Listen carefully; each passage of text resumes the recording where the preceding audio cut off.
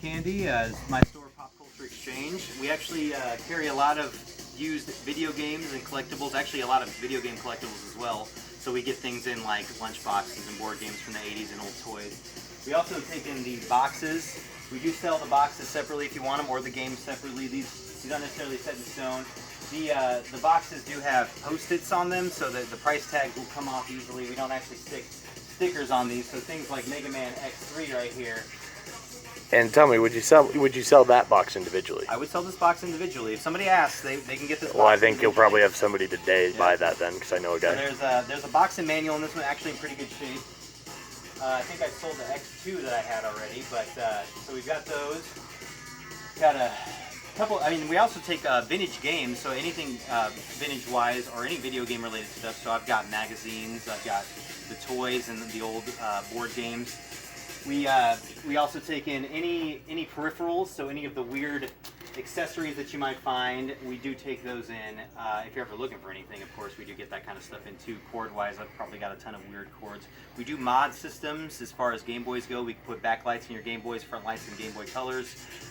We can also do repairs on old Game Boys. If you got dead pixels, we can fix that. We usually, when the Game Boys come in, if they're missing their battery cover or got a scratched up screen or something, I'll change the screen lens, put a new one on there. I'll make sure the battery cover's on there.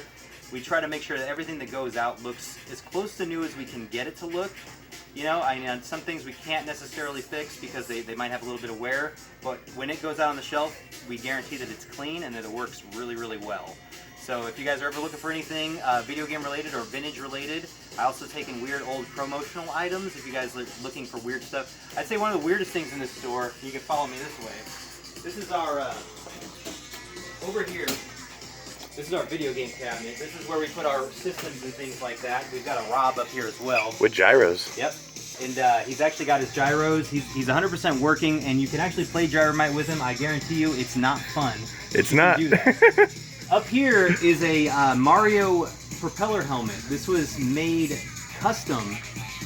Person who traded that in used to work for Nintendo. They bought it at a charity auction, but it was made custom and actually spins. You know, there's a switch on it, and you turn the switch on, and that propeller spins. That's sick. So we take anything weird. If I see something like that, I'll definitely take it in because you never see that stuff. But yeah, if you're ever looking for anything like that, or if you're just looking to trade stuff, we'll give you a decent amount in cash. We can also give you more in-store credit if you're looking to trade up towards something.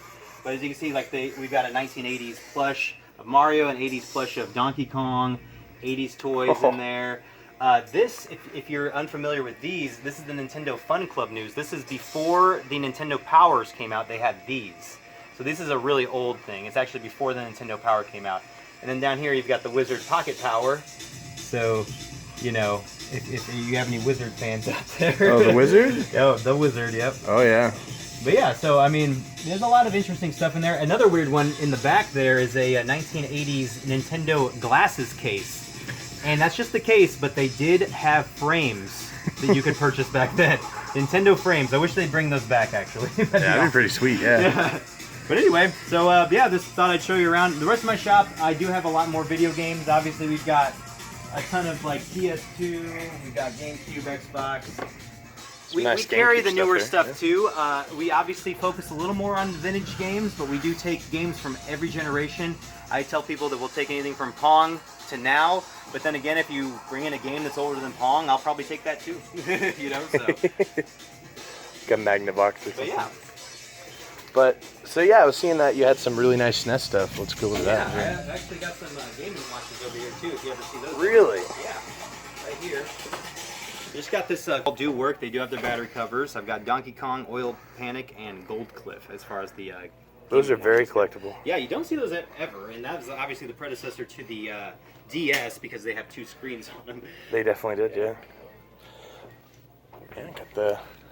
Then you got, of course, your Pucky and Rocky too. Oh yeah, I can pull that out. Yeah. That's actually a really fun... Right here, my man.